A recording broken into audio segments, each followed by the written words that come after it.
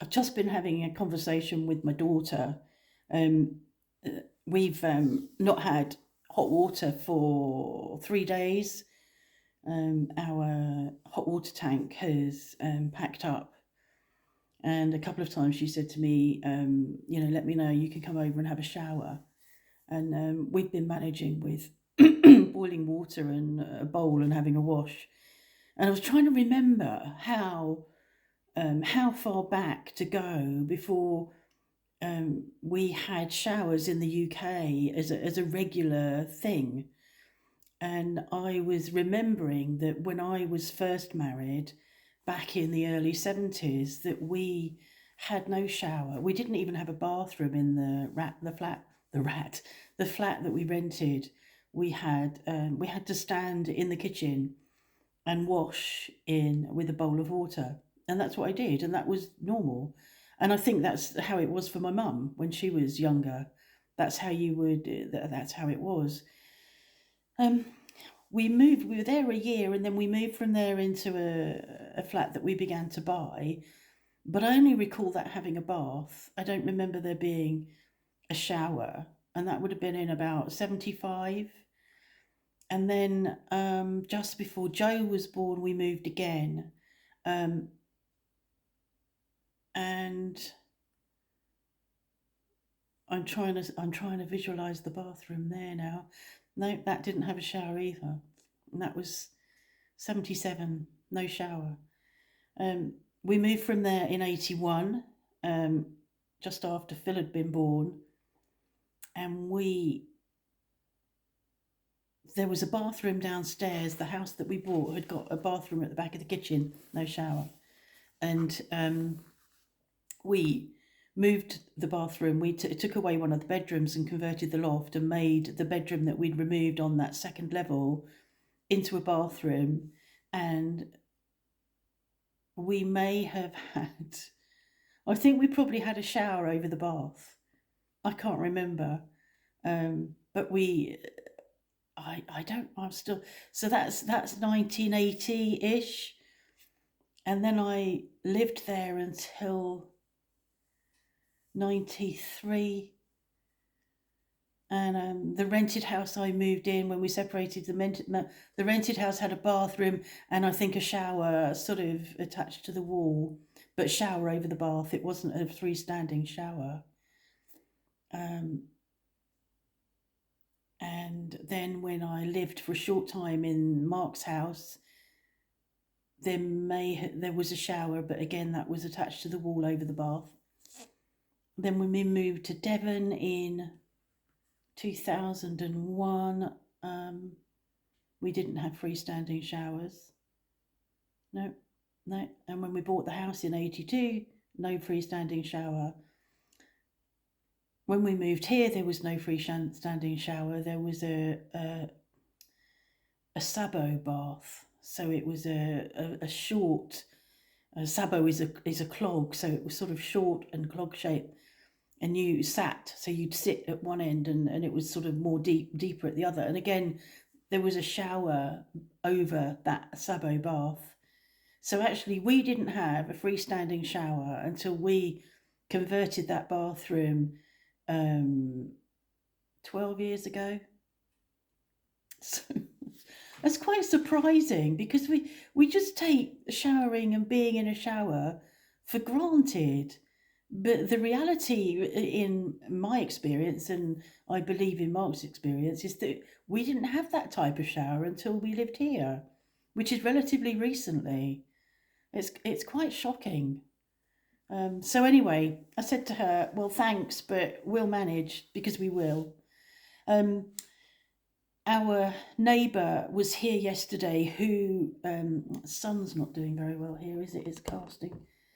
I'll darken it a bit. There you go. Was here yesterday, Sunday, trying to resolve our electrical problems. We've got two electrical problems. We've got the chauffe, which is the hot water heat cylinder, which isn't heating, and we lost our lights along the top corridor in the house several days ago and didn't know why that was. So I invited him for afternoon tea with the proviso he would investigate. Well, I would have given him afternoon tea anyway, but so that he wanted to get him to come over and investigate our electrical problems. So we had tea, and then he went out and started looking at and sorting out through in the utility room where the hot water cylinder is, and his report was that the electricity was getting to the cylinder, but it wasn't getting through the calcare, and that it's very likely that the heating element was covered in calcare, which is chalk, which is lime. I can't remember what you call it in the UK when your kettle gets all chalky, but it's the same thing. And this is a really bad area here. Our water quality and calcare is really bad, even though we've got water softeners on our water filters on our main supply. It's still got calcared. That's what he thinks. My recollection, and the hot water cylinder is probably at least 8 years old, is that we bought a hot water cylinder where the element is protected from the water. So it goes into the cylinder, but is protected from the water. So I'm not sure. Anyway, it's not working. And we want to have hot water. The hot water cylinder is out in the utility room where the washing machine used to be, where there was plumbing for a sink before we lived here or was here, and that's another story. But as we've moved the washing machine through, it seems pointless having the hot water cylinder out there, because we turn on the tap for hot water in the morning, either upstairs or down, and there's a long run for the water to have to get through to get to the bowl of water that we're running, or sink of water that we're running. And it's such a waste of water. There's a long run of cold water before you get to hot. So my thoughts were yesterday is that we're going to have to replace it, which is what we're going to have to do. We can bring it through and replace it and put it above the washing machine in the now laundry room. And that will make much more sense, and it will shorten the pipe run. So because it will be in the same room as the bathroom downstairs, or the laundry room downstairs, where there's still a sink. But it'll be below the bathroom rather than, I don't know how many meters. It's several meters from the bathroom, and it is such a cold stone house, and that pipe work is running through cold stone. So I do think it will make a big difference. So that's what we've got to do. The downside of that is it's December. It's the 4th of December today, and I know from our experience last year, at the end of last year, that the enterprises are busy trying to finish their year, trying to complete the jobs that they took on this year. So finding somebody to fit us a new water filter to urgently is going to be difficult. The saving grace is that the people who fitted our bathroom upstairs, or did the new shower last March, and sink, are also the people that will be coming and putting that new kitchen bit in February. So I think that because we are spending money with them and a good customer, I'm hopeful that if we go down, we've got to give them a small deposit anyway for the kitchen fitting tomorrow. I'm hopeful that they'll slot us in, and that within the next couple of weeks we might have hot water again. Otherwise, it's going to be weeks. And we'll manage, because we're pretty good at managing it. We're warm, we've got the fire. That would be difficult for me if we didn't have the wood fire. But we've got that, and I've got a kettle sitting on top of it, sort of heating all the time. Sorry, I'm having a really tired day, sorry. So yeah, that's the situation with that. The corridor lights, he sussed that out really quickly, and there's a broken something, I can't remember the name of it now, in the new box, which is still under guarantee. We've only had it since April.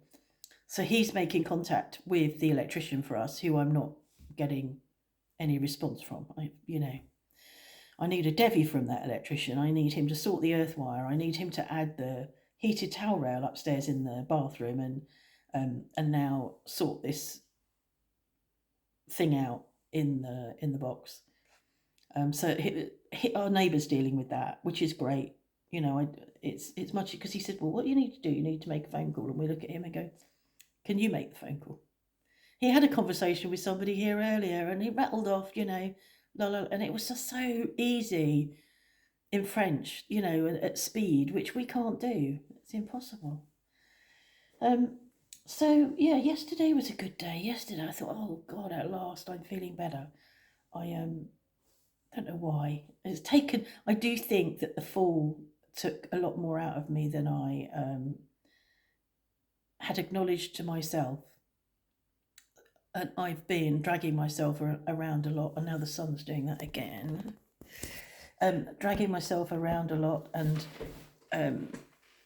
everything's slow, doing everything slowly. And yesterday I was walking normally, walking at a good speed, doing the sort of things that you do without thinking, jobs that they're not jobs, but you know, a little bit of titivating. I'll pick that up, I'll move that, I'll put that where that belongs. I'll fold that. I folded washing. I don't fold washing. Mark is the washing folder. And as mad as it may seem to some people, I find folding washing really quite wearing. But yesterday I did it in 2 lots. I folded the washing. We sat outside. It was beautiful. We sat outside for about an hour in the sun, half an hour, and then realised that Mark had not turned off the outside water at the front there, and realised that the hose was dripping. Took the hose off and he put it inside, and the tap was dripping quite fast. So that needs a new washer, and that won't get done till next year when he turns the water back on. So I said, can I turn it off indoors? Because I knew that I didn't think he could get down. Well, he can't get down on the. Well, he did get down on the ground eventually, because the tap was too far in for my arms. I can't reach far enough in, so he had to get down on the floor, which was really difficult. But he said the most difficult was getting up again, and it was, you know, I couldn't. I did help at the end, but I couldn't help him. I just had to provide him with things to hang on to and drag himself back up. So he turned the water off.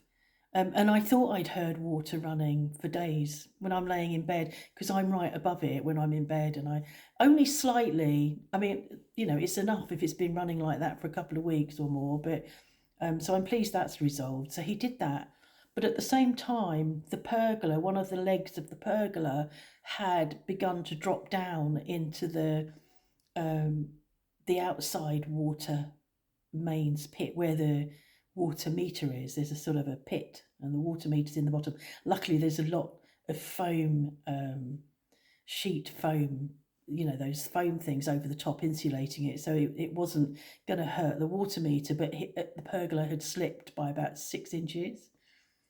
So we then had to work out how we were going to lift that. I think the problem is, by the time that wisteria really matures, the pergola's going to collapse underneath it. So that had gone in. So he ended up, he bought crowbars out. They wouldn't work. And a big, not a crowbar, I don't know what it is. It was like a pickaxe. So on one end is like chisels shaped, and the other end is pointed. So pickaxe, bought that out. That didn't work, but he got a big iron bar at the back of the carport, which he brought out, and he levered it up a bit, and then I was able to get hold underneath and lift and push, and we pushed it, and I got it half onto the concrete, and then he'd got a big heavy lump hammer, which he hammered it onto the concrete beside the pit. And the weather's not very good now, but he's going to find a way of bracing that with the other, because it's right next to another pergola post, because it's 2 pergolas, so he's going to brace it to the other pergola. So that felt good. It felt like we'd achieved something. So yeah, I just felt okay yesterday, but I haven't this morning. I really struggled to stay awake again this morning, and I'm beginning to get there. But normally by this time of the day, I am beginning to get there. It's quite frustrating. I am taking more steroids and the health forum that the Health Unlocked forum that I use, the people on there who are, many of them, experts in polymyalgia rheumatica, have reminded me I'm probably having a flare because of my fall and because of all that's gone before, and that I just need to top up my steroids, and that's what I'm doing. And I have talked it through with Mark, that I need to talk to my rheumatologist when I see her on the 19th and just tell her what's been going on since July. When your body is under stress, when you've got PMR and your body is under stress, there is potential for you to have a flare, so an inflammation flare. And I think that's what's happened, and that's why I've been struggling. So I will tell her that that's what's happening, rather than, I think I've been trying to please her, I want to please her and come down off the steroids, but I can't. So that's been a difficult decision to make. I'm pleased I'm getting the dentistry done. I've got a podiatrist next week. I've got a hair appointment tomorrow. So I feel like there's some of my needs that I'm meeting now, which I need to do. It's quite important, because I tend to put myself on the back burner and not prioritize myself, which is how I've been taught, how I was taught as a child. I wasn't really meant to be a priority. So I carry on doing that even 8 years later. My elbow is still, actually, we put a dressing on it last night. It's healing, but I think it's been very sore. Even if I just brush against a piece of fabric, or if I'm in bed and the duvet's laying on it slightly, it's sore. It's ridiculous. And I've had no dressing on it for days and days and days, because it's dry. But last night I actually got up and said to Mark, okay, I'm going to come down and get a dressing. And we put a dressing on it, and I had a really comfortable, I don't think I slept very well, but I had a much more comfortable night because I've covered it. And I'm going to have a look. I haven't Googled, but I'm going to have a look, because actually what I did, I described it as a graze, but it was a very deep friction burn.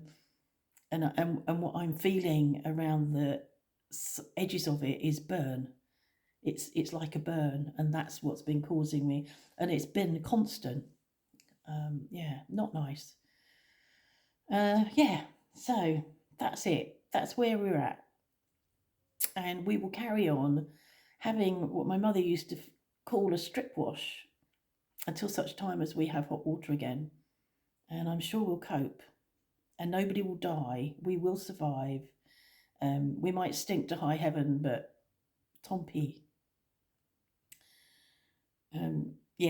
So there we go. Have a nice day, evening, morning, whatever.